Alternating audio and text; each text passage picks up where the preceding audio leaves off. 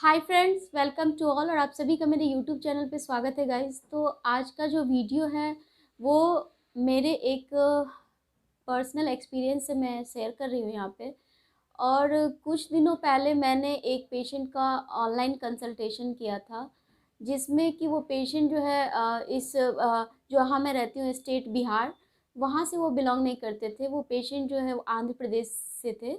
और उन्होंने मुझे एक फ़ोटो भेजा था अपने जीभ का, और जीभ के ऊपर का डॉर्सम ऑफ द टंग का प्लस लेटरल बॉर्डर जो जीभ का है, उसका भी उन्होंने फ़ोटो भेजा था। और उन्होंने एडवाइस मांगा था कि आप इसके लिए मेडिकल एडवाइस दें। तो जैसा कि मैं यहाँ पे तो उनको बुला नहीं सकती थी, क्योंकि उनका जो प्रॉब्लम था वो मुझे काफ़ी सीवियर लगा। और जब मैंने उनकी हिस्ट्री ली तो उन्हें स्मोकिंग की हैबिट थी। तो उस टाइम पे मैंने उन्हें यही सलाह दिया था कि आप वहाँ के जो नियर बाय डेंटल कॉलेज है, वहाँ के ओरल पैथोलॉजी डिपार्टमेंट में जाएं और वहाँ पे जाके अपना बायोप्सी करवा लें, क्योंकि आपकी जो स्टेज है, जो सीवियरिटी है, वो आगे निकल चुकी है। तो यहाँ पे मेडिसिन से कुछ होगा नहीं।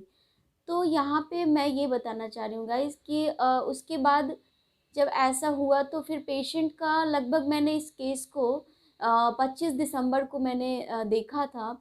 और जैसा आप देख रहे हैं कि मेरे इतने दिन पहले बोलने के बाद किसी भी कारण से पेशेंट जो है वो थोड़ा और डिले बायोप्सी उन्होंने करवाया। और जब उन्होंने बायोप्सी करवाया तो उन्होंने मुझे मैसेज किया कि मैम, मैंने बायोप्सी करवा लिया आपके कहने से, आप रिपोर्ट देख लें। तो फिर मैंने जब उनका रिपोर्ट देखा तो जो सस्पेक्टेड था, लीजन को देखने से जो लग रहा था, रिपोर्ट भी उसी तरह से आया और उन्हें कैंसर फाइंड आउट हुआ। और जैसा कि मैं बता दूं कि कई लोग ऐसा होते हैं कि due to lack of correct advice वो सफ़र करते हैं। तो मुझे कहीं ना कहीं लगा कि ये पेशेंट जो मुझे ऑनलाइन कंसल्ट किए, तो इन्होंने मुझे बोला कि मैंने आज तक कभी किसी को दिखाया ही नहीं।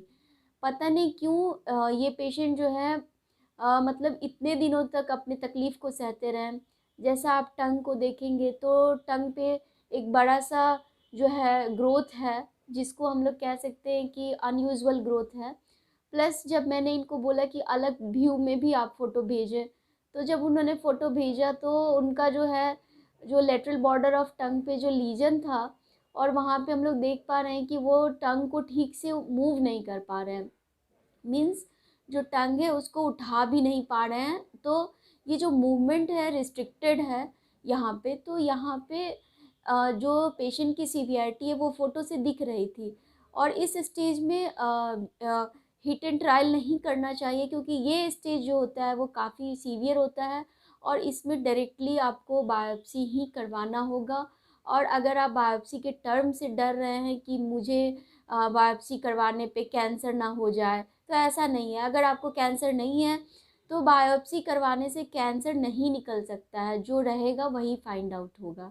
फिर इन्होंने पेशेंट ने मुझे रिपोर्ट्स भेजी तो मुझे काफ़ी बुरा लगा इनके लिए, क्योंकि हो सकता है अगर इन्होंने पहले किसी डॉक्टर को कंसल्ट किया होता अपने लोकेलिटी में, या फिर अगर उन्होंने मुझे ही कंसल्ट किया तो कुछ दिन पहले, मीन्स 6 मंथ्स एटलीस्ट पहले, इन्होंने जब इनका प्रॉब्लम स्टार्ट हुआ था तब अगर इन्होंने कंसल्ट किया होता तो इनकी जो ग्रेडिंग है वो थोड़ी कम होती। ग्रेडिंग इन द सेंस, जो स्टेज आप बोलते हैं ना कि स्टेज 1 का कैंसर है, 2 का कैंसर है, 3 का कैंसर है, तो वो स्टेज भी अगर आप लॉन्ग टर्म तक अगर उसको इलाज नहीं लेते हैं तो स्टेज आपकी बढ़ती चली जाती है। स्टेज से मेरा यहाँ मतलब है कि जैसे आप विजुअलाइज़ कीजिए, इस पेशेंट की रिपोर्ट को मैंने जब देखा तो यहाँ पे जो इनका हिस्टोपैथोलॉजिकल रिपोर्ट आया था वो ग्रेड 1 का था। Means well differentiated squamous cell carcinoma, means grade 1 cancer था इनको according to histological report. But जब इनका नेक का स्कैन हुआ तो यहाँ पे लिम्फ नोड जो है वो काफ़ी ज़्यादा इन्वॉल्व है। मीन्स मैंने आपको बहुत पहले एक वीडियो में बताया होगा कि गले के जो लिम्फ नोड हैं उनके लेवल होते हैं, लेवल 1 से जो लेवल होती है लिम्फ नोड की, वहाँ पे जैसे कि लेवल 1, लेवल 2, 3, 4, 5। तो इस तरह से जो नेक के लिम्फ नोड के लेवल हैं उसमें आपको ये ध्यान रखना होगा कि हमारा जो बीमारी है वो किस तरफ जा रहा है। मीन्स अगर आप डिलेड अपना डायग्नोसिस ले करवा रहे हैं, सोच रहे हैं, विचार रहे हैं, देख रहे हैं दवा खा के ठीक हो रहा है नहीं हो रहा, तो फिर इसमें आपको बहुत ज़्यादा वक्त ज़ाया हो जाता है। तो मेरा आज का ये जो केस मैं अभी डिस्कस कर रही हूँ आपके साथ, इसलिए कर रही हूँ ताकि अगर कुछ लोग जो सफ़रर हैं और वो उन्हें लगता है कि उन्हें कैंसर फाइंड आउट ना हो जाए, इस डर से सिर्फ बायोप्सी नहीं करवा रहे हैं, तो फिर इसके जो रिज़ल्ट हैं वो कुछ अच्छे नहीं होते, क्योंकि जो स्टेज है वो आगे चली जाती है। मीन्स जो आपका लेवल 1 का लिम्फ नोड है उसको वो क्रॉस करके फिर वो लेवल 2 तक चली जाती है। मीन्स जो लेवल 1 है यानी सब मेंटल लिम्फ नोड, फिर लेवल 2 सब मैंडिबुलर लिम्फ नोड, और अगर हम लोग छोड़ देंगे तो वो लेवल 3 तक पहुंच जाती है। और जितना वो लेवल लिम्फ नोड के इन्वॉल्वमेंट का इंक्रीज़ करेगा, आपकी जो प्रोग्नोसिस है उस पर बहुत प्रभाव पड़ता है। यहाँ पे एक स्क्रीनशॉट मैं शेयर कर रही हूँ। यहाँ पे आप देखेंगे कि जो लिम्फ नोड का इन्वॉल्वमेंट है वो जो है वो ज़्यादा है। तो यहाँ पे जैसे ही N1 जो लिम्फ नोड को डिनोट करता है, तो आप देखेंगे कि जब N का वैल्यू 0 है तो हमारी प्रोग्नोसिस जो है वो अच्छी है। मीन्स जो उसका परसेंटेज है प्रोग्नोसिस का वो लगभग 66% के करीब है।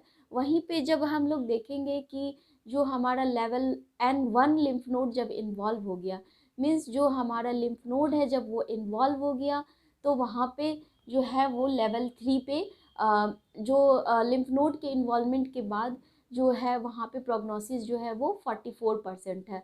तो अगर हम लोग प्रोग्नोसिस की बात करें तो वो हमें स्टेज 1 में अगर हमारा डायग्नोसिस हो जाता है तो हमें गुड प्रोग्नोसिस मिलेगा, हमारा सर्वाइवल रेट ज़्यादा होगा।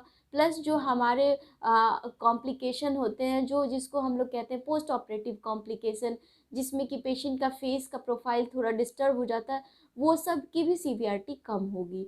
तो आज का वीडियो को शेयर करने का मतलब यही था गाइस कि थोड़ा सा भी अगर इस वीडियो के बनाने से आप लोगों में अवेयरनेस होती है तो इस चीज़ को ज़्यादा इग्नोर ना किया जाए, और जो भी आपके निकटवर्ती सलाहकार है, जो भी डॉक्टर है, उनसे ज़रूर अपने जो बीमारी है उनको डिस्कस करें। और अगर कुछ नहीं समझ में आता है तो ओरल रेलेवेंट प्रॉब्लम के लिए आप डेंटल कॉलेज में भी जा सकते हैं अपने नियर वाइज, और वहाँ जाके आप ओरल जो पैथोलॉजी डिपार्टमेंट है वहाँ जाके आप उचित सलाह ले सकते हैं। Thank you so much for watching, and if you like please share and subscribe my channel. Thank